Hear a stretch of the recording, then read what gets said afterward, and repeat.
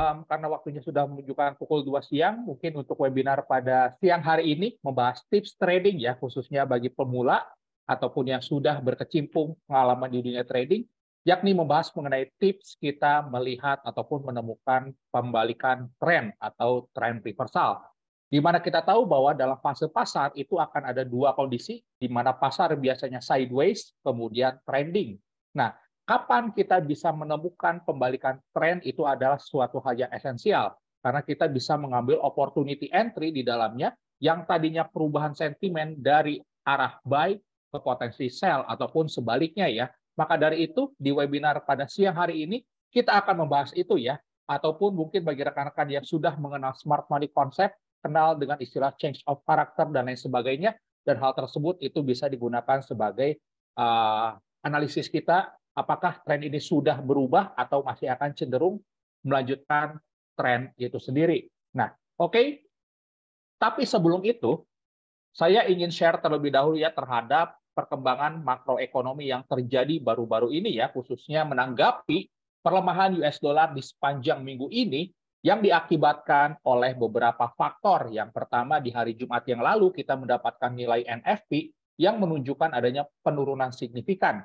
Kemudian di hari Senin kita mendapatkan data yang berkaitan dengan inflation expectation yang turun signifikan. Kemudian di hari Rabu kita mendapatkan data US CPI atau inflation yang mana turun sangat signifikan dari 4% turun menjadi 3% ya. Dan hal ini itu membuat ada potensi Fed hanya akan menaikkan satu kali sebanyak 25 basis point. Sebesar 25 basis point. Dan kalau misalkan kita lihat perkembangan inflasi di US ini sudah hampir menyentuh pre-pandemic level ya, di sekitar 2,25%, which is target Fed itu ada di sekitar 2-3%. Cukup dekat dan hal tersebut akan berpotensi kalau ada data yang berkaitan dengan inflasi di US itu menurun, maka sentimen US dollar itu bisa saja kembali melanjutkan penurunan. Akan tetapi di dalam sebuah tren pasar itu tidak akan membentuk yang namanya garis lurus. Ada di mana fase pasar itu membentuk yang namanya secondary trend atau pasar cenderung bergerak korektif. Jadi waspada saja rekan-rekan karena kita mendapati over the weekend, dan over the weekend itu akan erat kaitannya dengan aksi profit taking. Apakah di hari Jumat ini ada potensi profit taking? Nah, nanti kita akan lihat faktor apa yang bisa mendukung adanya penguatan ataupun setidaknya US dollar mendapatkan sentimen yang tersupported ya. Kita akan ke kalender ekonomi bahwa nanti di jam 9 malam kita akan mendapatkan data yang berkaitan dengan inflation ya, atau data yang memberikan kontribusi terhadap inflasi di US, yakni Michigan Consumer Sentiment. Diproyeksikan atau diforecastkan oleh pasar di sini, nilai previous, ini nilai previous ya, itu di sekitar 64,5, forecast ataupun konsensus ataupun proyeksi pasar ini di sekitar 65, 64. Jadi 64,5 sampai 65,5, which is ini secara forecast ini bisa berpotensi untuk memberikan sentimen yang relatif tersupported ya. Saya tidak berani mengatakan US dollar akan bullish, tapi lebih ke arah tersupporting. Kalau data dari Michigan Consumer Sentiment ini menunjukkan adanya kenaikan seperti rekan-rekan. Jadi waspadai di jam 9 malam nanti ada potensi volatilitas kembali meningkat. Jadi bagi rekan-rekan yang ada posisi trade, manage posisinya dengan baik, dan kalau misalkan rekan-rekan sudah melakukan penjualan terhadap US dollar, bungkus saja ataupun take profit sebagian, karena kalau misalkan data ini menunjukkan adanya kenaikan, maka ada potensi indeks dolar itu melanjutkan akan cenderung mendapatkan sentimen yang relatif tersupported seperti itu. Kemudian kita akan lihat ya CME Fed Watch Tool, di mana kita tahu bahwa tools yang bisa memforecastkan kita seberapa besar sih Fed itu akan menaikkan suku bunga di sepanjang tahun 2023 ini. Ini merupakan countdown ya, atau hitung mundur dari FOMC meeting, which is 12 hari lagi, dan secara forecast pasar, Fed itu akan menaikkan satu kali sebesar 25 basis point di bulan Juli ini, tanggal 26 lebih tepatnya. Suku bunga pada saat ini itu di sekitar 5 sampai 5,25 dan diproyeksikan itu akan naik menjadi 5,25 hingga 5,5%. Jadi Ini merupakan akan kenaikan terakhir dari Federal Reserve dan bisa kita artikan sebagai dovish hike. Nah, dovish hike ini konsekuensinya apa?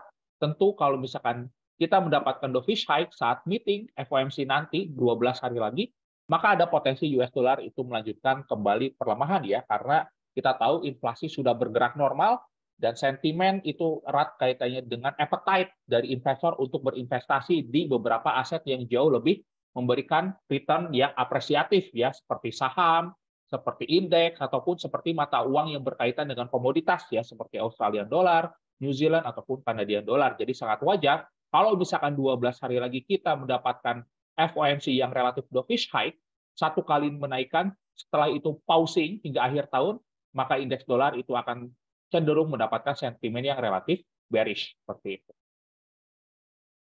Oke, mungkin sudah cukup jelas ya rekan-rekan untuk perkembangan makroekonomi pada baru-baru ini, dan jangan lupa saya ingatkan di jam 9 nanti ada potensi market kembali bergerak volatile, dan waspadai, manage posisi dengan baik. Dan bagi rekan-rekan yang hadir lewat Zoom, YouTube, dan juga Maxco Apps, terima kasih kehadirannya, dan khusus bagi pelanggan ataupun penonton lewat YouTube, jangan lupa subscribe dan juga like, dan juga bunyikan lonceng notifikasi agar rekan-rekan tidak ketinggalan terhadap update ya dari seputar webinar yang selalu diadakan oleh Maxco Futures di setiap hari Jumat jam 2 siang seperti itu.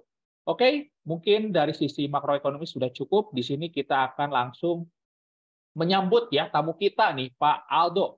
Selamat siang, Pak Aldo. Oke, selamat siang, Pak Adam. Pak Aldo, boleh spill atau review sedikit untuk materi pada siang hari ini? Oke, tentunya pada materi siang ini kita akan mencari reversal trend. Jadi kita akan melihat perubahan tren, yang dimana tren itu misalnya bearish, kapan berubah menjadi bullish, dari bullish kapan berubah menjadi bearish trend. Tentunya ini penting untuk kita bisa mengetahui kapan waktunya kita buy dan kapan waktunya kita sell dengan menggunakan reversal trend ini. Seperti itu, Pak Adam. Oke, menarik ya. Jadi ini merupakan sebuah trading tips. Jadi bagi rekan-rekan yang pemula ataupun yang baru mengenal trading ataupun yang sudah berkecimpung cukup lama di dunia trading, ini informasi yang sangat berguna ya bagi rekan-rekan untuk menambah skill set teknikal untuk perang di dalam pasar itu sendiri. Oke, mungkin sudah 8 menit ya kita berbincang di sini intermezzonya. Mungkin langsung saja ke Pak Aldo untuk share materinya. Oke, baik, saya share ya. Thank you, Pak Adam. Sekarang saya share dulu. Oke, selamat siang Bapak Ibu semua. Terima kasih ya, tadi Pak Adam sudah menjelaskan dari sisi makroekonomi, sekarang saya akan menjelaskan dari sisi teknikal. Pada siang hari ini tentunya kita akan membahas tentang reversal trend. Nah, reversal trend ini fungsinya apa sih? Dengan reversal trend, kita akan tahu perubahan harga yang terjadi di pasar. Oke, kita langsung aja masuk ke chart. Sebelum kita mengenal secara teknikalnya, susunannya seperti apa, tentunya kita harus mengenal pengertian dasar dari reversal pattern ini ya, ataupun tren ini ya. Nah, reversal pattern ataupun reversal trend itu adalah pola pergerakan harga yang menunjukkan pembalikan adanya tren. Apabila harga itu menunjukkan suatu kenaikan dan kemudian terjadi reversal pattern, maka saham itu akan mengalami penurunan harga yang turun. Jadi seperti itu ya. Kalau misalnya kita melihat daripada pengertiannya, akannya terjadi perubahan. Nah, bagaimana sistem yang terjadi di market? Oke. Jadi pada pengertiannya, kalau misalnya kita mau melihat bullish trend ataupun bearish trend, kita harus paham dulu dengan coding-coding yang ada. Pada gambar di samping kan terlihat hanya higher high ya, tapi kita harus tahu kalau ini dimulai daripada low dan ini adalah higher low. Kenapa? Karena ini adalah low yang lebih tinggi daripada low yang sebelumnya. Kemudian, ini kita juga harus tahu bahwa ini adalah higher low. Oke. Saya mute dulu ya. Oke. Nah. Kemudian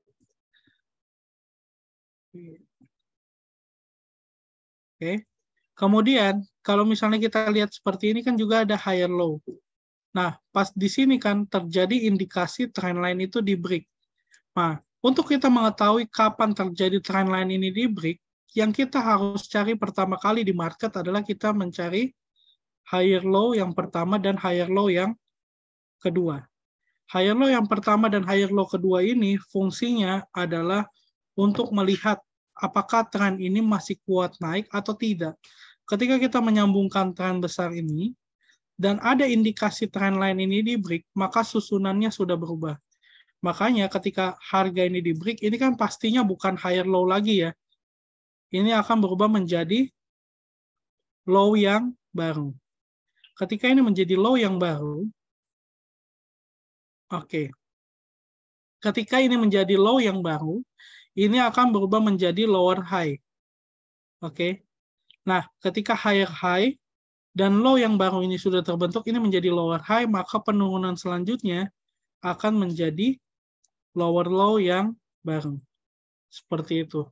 Nah, jadi kalau dikatakan kunci daripada bullish dan bearish trend adalah kita harus mencari dua titik higher low. Nanti saya akan praktekkan di TradingView ya, untuk mengetahui bagaimana contohnya ya, oke? Nah, kemudian kita akan melihat ya, yang kalau misalnya marketnya sedang terjadi bearish trend menjadi bullish trend itu seperti apa. Nah, gambarnya hampir sama, cuman di sini bedanya, kalau pada gambar ini menggunakan istilah peak atau trough. Jadi kalau peak itu ya, peak ini kan berarti artinya puncak, trough ini artinya lembah, atau disebut dengan, kalau peak ini disebut dengan high, kemudian trough ini adalah low. Oke, jadi kita samakan dulu supaya paham. Walaupun gambarnya beda, tapi maknanya sama ya. Jadi peak ini high, trough itu low. Nah, kalau misalnya reversal bearish ke bullish, maka yang kita harus cari adalah peak yang pertama dan peak yang kedua. Fungsinya apa? Untuk kita menyambungkan garis merah yang lurus seperti ini dan menandakan, nah ketika trendline itu di break, contohnya yang mana? Contohnya yang ini. Kenapa? Ketika ini di break, susunannya sudah tidak menjadi trough yang baru. Maka di sini menjadi apa? Ini menjadi higher trough atau disingkat dengan HT. HT atau yang disebut dengan tadi yang saya bilang higher low. Nah, ketika ini menjadi higher low, maka disinilah indikasi tren itu berubah. Ketika tren itu berubah, maka peak dengan peak ini akan menjadi higher peak ataupun disebut dengan higher high. Nah, ketika higher high ini sudah jadi, maka yang kita tunggu adalah pembentukan higher low yang kedua atau disebut dengan HL ya. Nah, ketika HL ini sudah jadi, barulah di bagian sini kita masuk untuk peluang naik. Nah, jadi ketika kita sudah melihat, oh, pertama kita gambar dulu panduan ini ya, ketika sudah terlihat ada penembusan, barulah kita masuk. Seperti itu. Nah, ini yang dicari. Untuk yang dicari di awal adalah peak yang pertama dan peak yang kedua. Oke. Nanti saya akan cek di market ya, bagaimana pembentukannya. Jadi kita akan ini dulu. Nah, kalau misalnya kita belajar tentang kesimpulan reversal trend, yang pertama pastinya kita akan mencari titik pembalikan arah, mendapatkan momentum besar ketika melakukan entry. Yang ketiga, mengetahui support resisten yang kuat, dan reversal trend ini nantinya akan berhubungan dengan chart pattern. Nah, supaya kelas ini, kalau misalnya kelas ini bisa kita tahu bagaimana adanya pola chart pattern, mungkin teman-teman tahu nggak, misalnya dari reversal trend ini, pola-pola apa aja yang terbentuk, mungkin bisa dijawab. Nah, ya teman-teman ada yang mau ditanyakan, mungkin dari sisi reversal trend, biasanya kan ini ada pola chart pattern. Nah, pola chart pattern ini yang sering dimanfaatkan ketika reversal trend itu apa aja biasanya? Ada yang tahu? Nah, sebelum nanti saya kasih tahu jawabannya nih. Kalau hammer itu bentuknya candlestick. Nah, inverted head and shoulder, betul. Double top, double bottom. Nah, seperti itu ya. Jadi reversal trend ini akan menjadi awal sebuah chart pattern yang bisa dimanfaatkan untuk entry. Oke, langsung aja mungkin ya kita ke TradingView ataupun ke marketnya untuk kita tahu bagaimana pembentukannya. Sebentar, saya siapin dulu ya. Saya siapkan dulu. Di sini sudah terlihat ya. Saya turunin dulu. Ini saya hilangin dulu ya. Nah, kita cari ya, kita lihat di market gold nih. Ini kan contohnya adalah market gold ini sedang terjadi kenaikan. Cara taunya gimana? Yang kita cari ini kan adalah, misalnya saya kecilin begini ya. Nah, ini kan disebut dengan low ya. Ini adalah low, kemudian ini high, maka ini menjadi higher low ya. Nah, ketika ini higher low, maka titik yang di sebelah ini adalah higher low juga. Dan ini adalah higher high ya. Kita singkat dengan higher high. Nah, ketika kita sudah tahu, oh higher low-nya udah ada 2 kali nih. Yang kita sambungkan adalah titik dari yang bukan low di bawah sini, tapi dari higher low yang di satu ini, dan higher low yang satu. Kita tarik. Nah, ketika kita tarik, ini kan kita melihat nih, oh ternyata gold ini lagi menuju nih, apakah dia kuat ditahan oleh trendline ini, atau tidak. Nah, kita zoom in seperti ini. Berarti gold ini ada potensi dia akan ke area trendline di bawah dulu. Nah, area trendline di bawah ini berdekatan dengan area apa? Kita bisa gunakan sinar horizontal atau horizontal line. Kita tandain, oh ada area-area ini nih. Berarti gold ini masih mempunyai indikasi bahwa harganya masih bisa ke 1954 sampai 1952 karena di sini adalah titik trendline-nya. Ketika trendline itu ditembus, misalnya contohnya trendline itu ditembus seperti ini, maka ini bukan lagi adalah higher low, tapi ini sudah menjadi low yang baru. Maka di sini akan menjadi low, lower low. Kenapa? Karena kan dia sudah tidak sama dengan higher low yang pertama ataupun kedua. Nah, tapi yang kita entry adalah bukan di situ. Yang kita entry adalah ketika lower low-nya sudah jadi, kita tunggu harganya membentuk secondary trend untuk naik. Naiknya kemana? Ke area yang di sini. Karena dia berhubungan dengan trendline yang sebelumnya terjadi. Jadi ketika harga itu turun, dan kemudian dia naik lagi, ini akan membentuk secondary trend. Nah, untuk mencari secondary trend sebenarnya bisa menggunakan apa aja sih? Sebenarnya bisa menggunakan by chart begini, ataupun kita bisa menggunakan Fibonacci area. Kita tinggal tarik, kalau misalnya Bapak Ibu ikut penjelasan di market sebelumnya mengenai Fibonacci, kan kita tinggal garis seperti ini. Nah, ini kan ada area golden ratio Fibonacci ya, area 50 atau area 61.8, ataupun area 38,2 ini merupakan area Fibonacci di sini, walaupun dia bukan golden ratio. Tapi dengan adanya area golden ratio ini berarti mengindikasikan bahwa kalau harga naik tidak bisa lebih tinggi lagi, maka terjadi penurunan terhadap gold itu sendiri. Makanya ketika gold yang tadinya trennya bullish dan trendline ini ditembus, maka ini akan menjadi perubahan tren itu sendiri. Oke, nah jadi seperti itu. Jadi yang kita cari adalah kita mau lihat dulu nih, mana high-nya, mana high low-nya. Seperti itu. Jadi kalau udah ketemu low, ini high, lower high, higher low, kemudian ini higher high, higher low, higher high. Nah, kita yang kita garis adalah titik yang ini. Oke, saya tandain. Nah, ini titik yang ini yang kita garis. Nah, ini sudah ketemu, kita garis lah. Nanti akan membentuk seperti ini. Dan ketika ditembus, jangan kita langsung entry, karena ketika harga sudah membentuk primary trend, pastinya dia akan mengalami kenaikan sebagai secondary trend untuk dia naik, dan dia akan bergerak lagi ke bawah menjadi lower low. Lower low-nya ini nanti kita bisa gunakan Fibonacci, kita tarik lagi dari titik bawah ke titik atas ini, maka 161.8 ini bisa digunakan sebagai target profitnya, ataupun 261.8. Tapi kita bisa tandain area ini. Berarti kita punya dua entry area ataupun exit areanya. Nah, jadi TP-nya berkaitan dengan area-area yang sebelumnya terjadi di sini. Jadi sampai sini paham ya Bapak Ibu semua? Gimana menentukan reversal di multi time frame? Oke, pertanyaan bagus Pak Chandra. Kalau misalnya Pak Chandra mau menentukan tadi ya, kita harus gunakan time frame yang lebih besar dulu. Contohnya, pada case ini kan saya pakai H1, maka H1 itu yang dijadikan patokan utama dan M30, M15 adalah turunan dari time frame itu sendiri. Jadi kalau misalnya mulainya di H1, bisa turun 2 time frame ke M30 sampai M15. Kalau misalnya Pak Chandra gunain H4, maka turunannya H1 M30. Jadi turunannya harus 2 time frame yang lebih kecil. Tergantung Pak Chandra lihatnya di mana. Dalam case ini, tadi kan kita mulai startnya di M30 nih. Nah, ketika sudah melihat ini, maka yang kita bisa turunkan adalah ke M30 dan M15.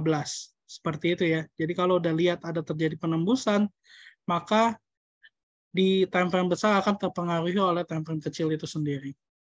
Oke? Ada lagi yang mau ditanyakan? Silakan.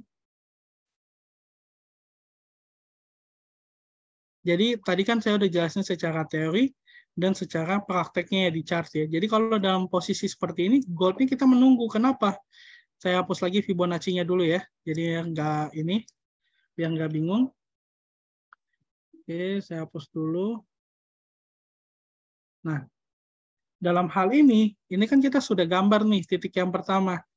Ini gold masih menunggu potensi apakah trendline ini akan menjadi rejected of trendline atau menjadi break off area ini sendiri. Kalau ini di breakout, berarti support di sini sudah tidak kuat, maka dia akan membentuk support baru yang disebut dengan lower low. Maka ini akan menjadi support baru disebut lower low atau lowernya yang baru. Nah, nanti ketika dia membentuk lower low, pastinya dia akan mengalami secondary trend. Dan ketika dia ada swing high di area ini akan menjadi lower high yang baru. Karena apa? Lower high yang di atas ataupun high yang baru sudah terjadi di atas. Ini akan menjadi lower high dan akan ke bawah lagi menjadi lower low ya. Dan tadi kalau misalnya kita mau lihat cara mentradingkan dengan multi time frame, kalau kita ceknya di H1, kita wajib turun ke M30 dan kita harus turun lagi ke M15. Kalau kita ceknya di H4, turun satunya adalah H1 dan M30. Yang demikian juga yang lainnya seperti itu. Jadi kita cukup turun 2 time frame untuk mencari apakah swing high dan swing low ini valid atau tidak. Seperti itu ya, Bapak Ibu ya. Semoga dapat dipahami. Oke, ada Bapak Ibu ada yang mau ditanyakan kembali, silakan. Saya serahkan kembali ke Pak Chandra ya, ataupun ke Pak Adam. Silakan Pak Adam. Oke, menarik ya. Jadi kalau misalkan rekan-rekan sudah mengenal mengenai technical analysis, tentunya support resisten adalah suatu hal yang esensial. Dan kalau misalkan kita ingin mengidentifikasi suatu tren ini akan berubah atau tidak, tunggu lihat strukturnya apakah ditembus atau tidak. Nah, strukturnya di sini itu berkaitan dengan support resisten tentunya. Oke, ini sebenarnya masih banyak waktu kita. Barangkali ada yang mau berbincang, silakan. Atau ada yang mau request nih, kira-kira. Karena ini materinya menarik ya. Kalau misalkan sambil menunggu pertanyaan, mungkin saya ingin bertanya nih ke Pak Aldo ya. Pak Aldo, kalau misalkan kita lihat pair GBP JPY, apakah itu sudah cenderung bergerak trennya naik ya? Karena sudah kena di support kemudian mantul. Nah, menurut Pak Aldo gimana nih? Oke, Pak Adam, mungkin kita langsung aja ke chart ya. Jadi kita akan lihat. Saya share screen lagi. Kita lihat GBP, JPY. Oke, kita pakai yang Honda aja. Oke. Pak Adam mau lihat di mana? H1 kali ya. Kita lihat dulu. Kita tandain. Yang kita cari adalah lower high-nya ya. Dalam hal ini berarti sudah terlihat ya. Ini lower high yang pertama, ini lower high kedua. Kita tarik seperti ini. Nah, kalau seperti ini sudah jelas sekali terjadi namanya perubahan tren, Pak. Kenapa? Karena dia sudah bukan menjadi lower high lagi, ataupun sudah tidak menjadi low yang lower low lebih bawah lagi. Dalam hal ini menjadi low yang baru. Maka ini sudah menjadi higher low. Jadi ketika Pak Adam menyambungkan titik ini dan Pak Adam garis lurus, dan dia terjadi trend line breakout, ini menandakan dari pair ini akan terus naik. Seperti itu. Nah, kemudian yang mau kita ukur adalah, kita lihat kenaikannya sampai mana. Bisa menggunakan titik-titik support di area ini, ataupun resisten di area ini. Tapi kalau Pak Adam mau lebih pasti, Pak Adam bisa menggunakan Fibonacci ini. Maka kalau ditarik Fibonacci seperti ini, maka ada potensi harga bisa bergerak ke 161.8. Itu di 182.302. Jadi harga akan bergerak naik ke atas, Pak. Nah, kalau misalnya dalam hal ini, apakah kita masih bisa buy dalam area ini? Menurut saya bisa. Kenapa? Karena lihat ya, di sini baik-baik, di sini ada resisten yang sudah mencoba ditembus. Walaupun belum valid ditembus, tapi ini sudah bisa kita lihat di time frame yang lebih kecil, M30 ataupun M15. Dan dalam posisi ini ada namanya three white shoulder. Oke, saya ketik ya. Jadi di sini ada namanya three white shoulder. Three white shoulder itu apa? Ini adalah 3 candle yang menyatakan bullish trend.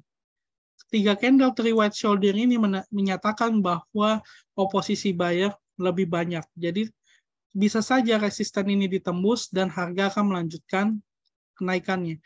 Tapi kalau kita mau lebih aman, kita bisa nunggu dia membentuk primary, dia bikin secondary, baru kita masuk lagi di primary. Seperti itu. Oke. Jadi kita harus, nah, mau lihat pola candle-nya seperti apa, kita tinggal cari aja. Three white shoulder. Maka ini adalah pola yang terbentuk. Nah, kita cek ya. Ini dia. Polanya seperti ini. Dan kalau di M15, kelihatan sekali ya, 3 candle ini ya. Nah, ini akan mendukung pergerakan dari market itu sendiri. Oke, ada lagi yang mau ditanyakan? Jadi GBP/JPY menurut saya masih bisa naik sampai ke resisten berikutnya ya Pak. Seperti itu. Ada lagi Pak Adam? Menarik ya, kan di sini, dan kalau misalkan rekan-rekan ada opportunity mau entry di dalam pasar, harap manage posisinya dengan baik, dan saya tekankan ini disclaimer on ya, untuk resikonya kembali lagi saya tekankan bahwa trading itu mengandung resiko, jadi manage posisi dengan baik adalah suatu hal yang esensial.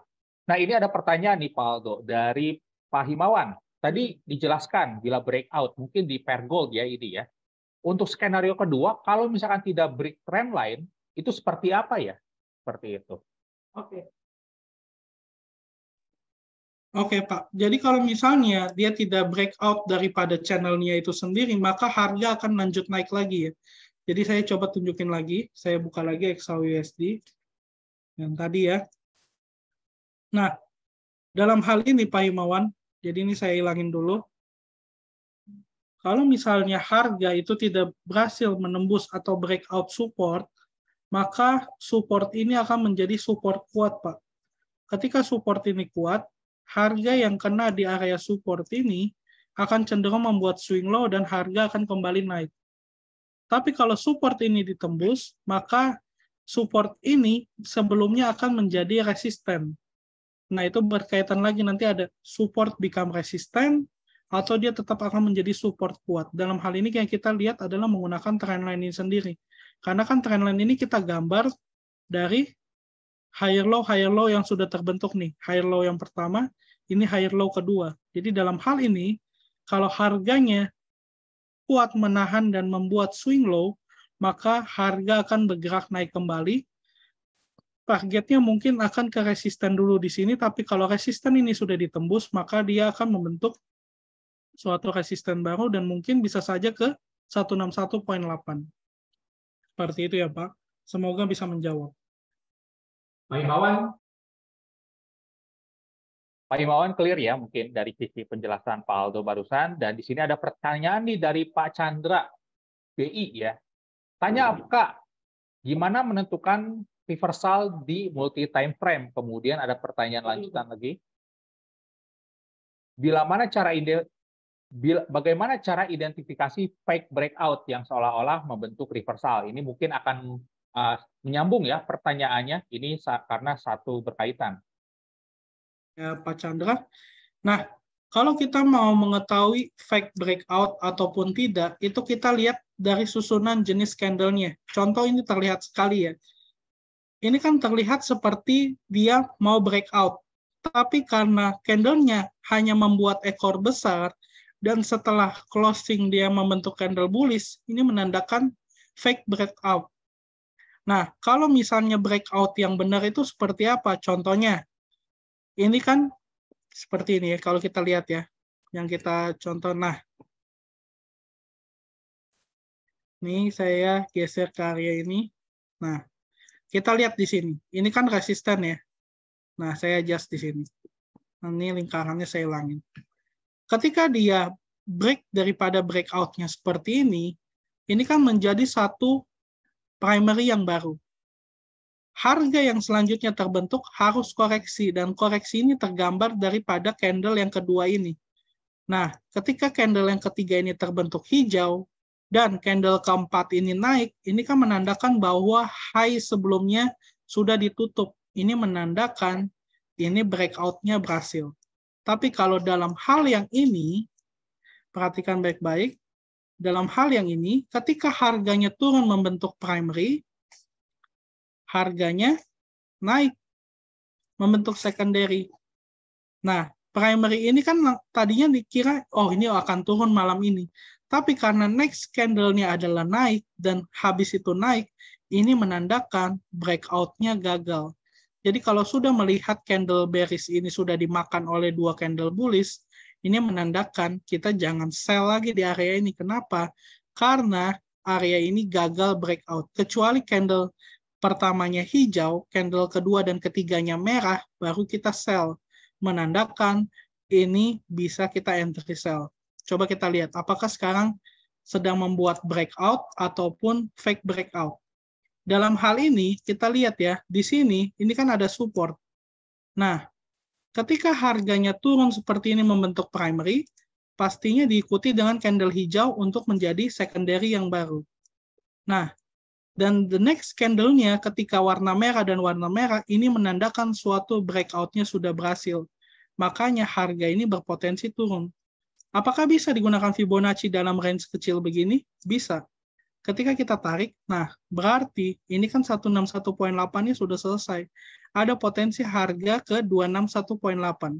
Kalau 261.8 ini ditembus, berarti support-support di sini semua sudah lemah, dan ini bisa menjadi pembuatan support yang baru. Tapi kalau 261.8 ini tidak bisa ditembus, area support-support ini dan support yang paling pertama di sini masih menjadi kekuatan tren yang baru. Maka harga itu masih bisa bergerak naik ke atas kembali.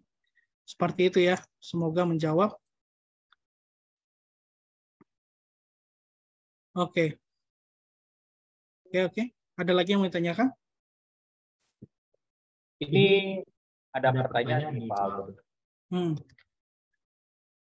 Gimana? GBP-AUD ya tadi ya, saya lihat nih pertanyaannya. Oke. Dalam TF 4 jam mulai tanggal 6 Juni, kalau di TF kecil mungkin bisa mulai tanggal 6 Juni. Oke, coba ya saya cek dulu. Tanggal 6 Juni. Saya perhatikan dulu ya pertanyaan Kak. Coba cek TF. Coba cek GBP-AUD di TF 4 jam mulai dari tanggal 6 Juni. Kalau di TF kecil mungkin sudah mudah karena bisa diidentifikasi dengan candle. Tapi jika di TF besar ini bikin pusing. Oke, saya fokus ke 6 Juni ya. Ini di TF 4 jam ya. Kita coba cek dulu tanggalnya 6 Juni. Oke. Nah, tadi yang bikin pusing adalah di TF besar ya. Kalau di TF kecil itu mungkin bisa. Mungkin kendala yang pertama dialami Pak Chandra adalah tidak memperhatikan support resistannya terlebih dahulu. Contoh seperti ini. Oke, katakan kita di posisi yang sekarang ini ya, kita belum tahu bahwa harganya terjadi penurunan atau tidak. Misalnya ini kita anggap ini belum terjadi. Yang kita gambar pertama adalah kalau misalnya kita lihat di 4 jam atau 1 jam, kita harus gambar dulu area sekitar. Berarti dimulai dari sini sampai ke belakang, kita nandain area ini sebagai area resisten.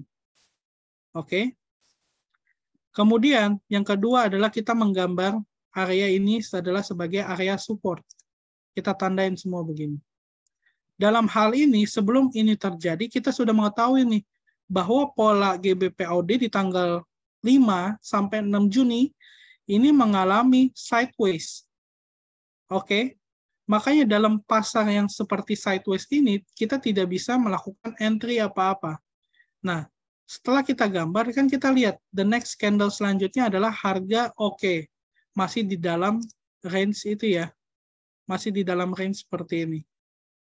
Nah, ketika ada indikasi di break seperti ini menandakan bahwa akan terjadi perubahan tren. Maka, area yang sebelumnya ini resisten, ini sudah menjadi support baru. Berarti kita tinggal lihat kenaikannya sampai di berapa. Nah, kita bisa gunakan area ini sebagai area take profit. Dan ketika kita lihat the next candle-nya sudah selesai, kita ambil buy di posisi yang ini, dengan target ketinggian sampai ke 192.401, ini kita masih mendapatkan profit seperti itu. Tapi kalau kita udah ngelihat, oh impulsif nih, berarti candle yang ini ataupun area TP di sini ini bisa dipakai untuk kita nge-buy dari di bawah sini. Seperti itu. Nah, untuk mengetahui itu supaya tidak pusing adalah kita menggambar support resisten yang sudah terbentuk sebelumnya supaya lebih mudah ya. Kayak gitu. Oke, pertanyaan dari YouTube Paldo untuk menggaris trendline yang digunakan dari shadow atau badannya. Kalau menurut saya, lebih baik kita menggunakan bodinya. Oke, shadow-nya itu untuk menentukan titik high atau titik low-nya aja. High dan low ini sangat berpengaruh untuk kita menentukan TP ataupun stop loss. Jadi kita tahu mana yang paling kuat, mana yang paling lemah. Oke? Seperti itu. Ada lagi yang mau ditanyakan? Barangkali ada yang mau bertanya kembali ya, karena di sini kita akan coba berdiskusi mengenai tips dan trik mengenai teknikal ya untuk menambah-nambah wawasan mengenai trading itu sendiri ya, khususnya di bagian teknikal nih.